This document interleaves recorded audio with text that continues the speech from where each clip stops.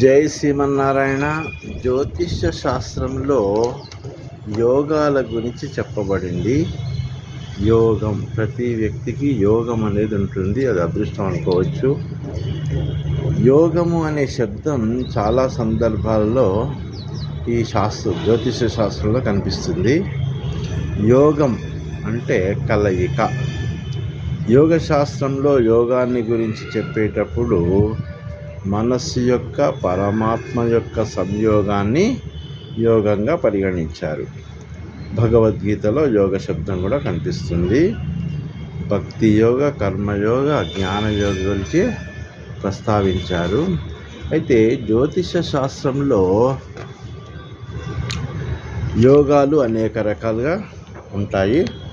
జ్యోతిషంలో యోగాలకు ప్రత్యేక స్థానం ఉంది. రాశి, భావం, గ్రహాల ప్రత్యేకమైన కలయికలను జ్యోతిష్య రీత్యా యోగం అని అంటారు. వీటిలో శుభయోగాలు, అశుభయోగాలు అన్నీ ఉంటాయి. శుభయోగాల కాలంలో వ్యక్తి ఉన్నతికి, ప్రశాంతతకు చేరువ అవుతాడు. అదే అశుభ యోగాలప్పుడు కొన్ని అవాంతర విషయాలు ఎదురవుతుంటాయి. అప్పుడు జాగ్రత్తగా ఉండడం మంచిది. వందలాది యోగాలకు సంబంధించిన సమాచారం ఉన్నప్పటికీ ముఖ్యమైన యోగాలుగా కొన్నింటిని పరిగణలోకి తీసుకుంటావు.